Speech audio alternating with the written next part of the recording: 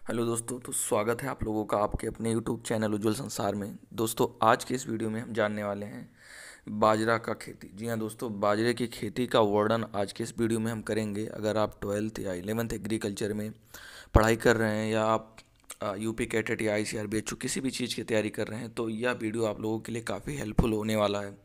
तो दोस्तों चलिए आज का वीडियो शुरू करते हैं। तो दोस्तों सबसे पहले आपको यहाँ पे देखने को मिल जाएगा बाजरा। उसके बाद जानते हैं कि बाजरे का कुल क्या है। दोस्तों टॉपिक वाइज जानेंगे, छोटे छोटी चीज़, वीडियो ज़्यादा लंबा नहीं हो पाएगा। तो सबसे पहले आपको जानना है कि बाजरा किस कुल का है। तो आपका बाजरा जो कुल है वह ग्रेमिनी या पोएसी कुल का है। और एक इम्पॉर्टेंट चीज़ जानना होगा कि बाजरा को गरीबों का अनाज कहा जाता है। आप लोग यहाँ पे देख सकते हैं, आप लोग इसको अपने नोट्स में लिखिए। उसके बाद है कि बाजरा का जो जन्म स्थान है यानी ओरिजिन प्लेस बाजरा का कहाँ है। उसके बाद है अफ्रीका। और बाजरे में जो गुणसूत्र यानी क्रोमोसोम ऑफ नंबर कितना है, 2n बराबर इसमें 14 होता है। यहाँ पे 20 लिख दिया गया तो ये गलत है, 14 होता है। उसके बाद फिर जानते हैं कि हमारा जो बाजरा होता है वह परागित फसल यानी क्रॉस पॉलिनेशन इसमें पाया जाता है, यानी प्रोटोगायनी फसल है हमारा जो बाजरा होता है। और अब बात आता है कि जो बाजरे में हाइब्रिड उत्पादन के लिए कौन सा जीन उत्तरदायित्व होता है। तो उसके लिए आपका TIPT23 यानी TIPT23A जीन जो है आपका उत्पादन के लिए किया जाता है। उसके बाद आता है कि जो बाजरा होता है इसका फल का प्रकार कैसे होता है, यानी जो फल होता है बाजरे में वह किस प्रकार का फल होता है। तो जो बाजरे का फल होता है वह होता है कैरियोप्सिस। उसके बाद आगे बढ़ते हैं तो कुछ इंपॉर्टेंट चीज़ें हैं, आप लोग यहाँ पे समझिए। यहाँ पे आपको दिखा है कि मोटे दाने वाले खाद्यान्नों में बाजरे का प्रमुख स्थान है, यानी जो आपका बाजरा है वह मोटा अनाज है।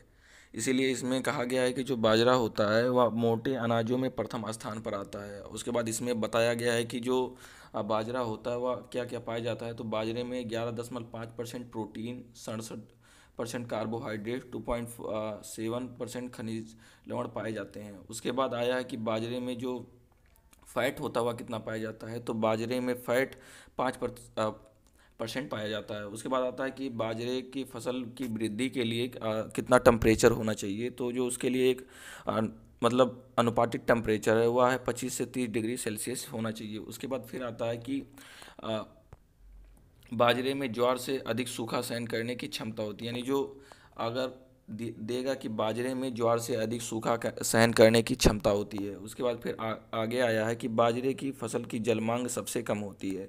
नहीं तो जो ज्वार और बाजरा है इनकी जो जलमांग यानी जो इनमें सिंचाई होता है वह बहुत कम होता है। उसके बाद फिर आगे बढ़ते हैं कि फिर आप लोग यहाँ पे देख सकते हैं ध्यान से कि देश में बाजरा के क्षेत्रफल व उत्पादन में राजस्थान का प्रथम स्थान है, यानी अपने देश में जो बाजरा का उत्पादन है उसमें प्रथम स्थान कौन सा प्राप्त करता है, राजस्थान प्राप्त करता है।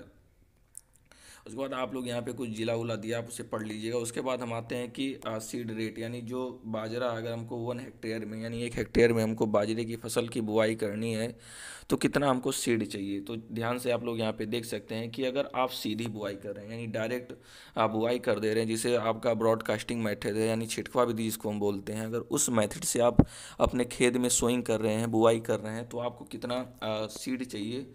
तो 4 से 5 kg, क्योंकि आप जानते होंगे कि जो बाजरा का सीड होता है, बीज होता है, वह बहुत छोटा छोटा होता है। उसके बाद अगर ट्रांसप्लांटिंग करते हैं आप, यानी अगर आप रोपाई करते हैं जिस प्रकार धान में किया जाता है, अगर उस हिसाब से देखा जाएगा तो इसमें जो बीज लगता है वह 2 kg लगता है। आपको पहले एक जगह पे आप उसे क्या करेंगे, बुआई कर देंगे। जब हमारी जो फसल मतलब जो बाजरा का जो पौधा जब थोड़ा बड़ा बड़ा हो जाएगा तो दूसरी जगह आप उसे ट्रांसप्लांटिंग कर देंगे जिस प्रकार आप धान में करते हैं। उसके बाद आता है कि 1 हेक्टेयर में बाजरे मतलब पौधों की संख्या 1 हेक्टेयर में कितने होती है बाजरे का।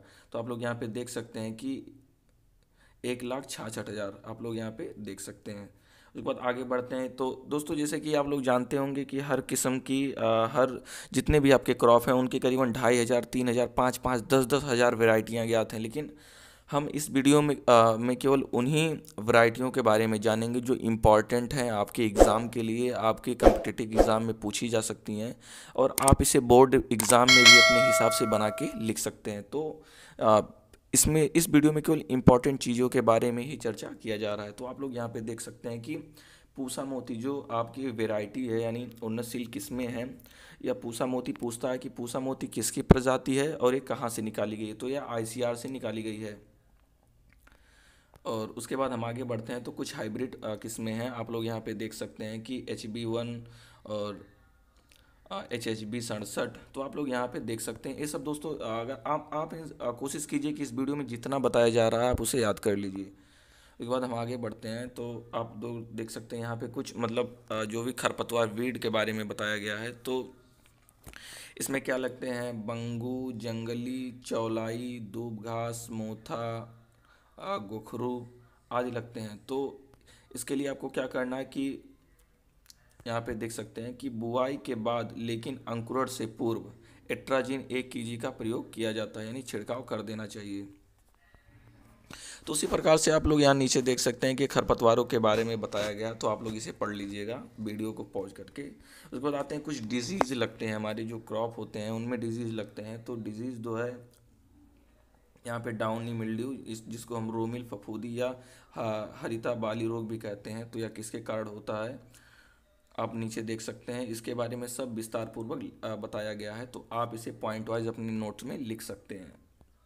तो उसी प्रकार से दोस्तों यहाँ पे जितने भी डिजीज़ लगते हैं उनके बारे में यहाँ पे कुछ बताया गया है। उसके बाद आते हैं कि मतलब उनका नियंत्रण किस प्रकार से किया जाता है, तो भी यहाँ पे देख सकते हैं। उसके बाद दोस्तों हम आते हैं इंसेक्ट जो लगते हैं, यानी जो हमारी क्रॉप में इंसेक्ट लगते हैं, यहाँ पे देख सकते हैं। तो सफ़ेद लट लगता है, दीमक लगता है, और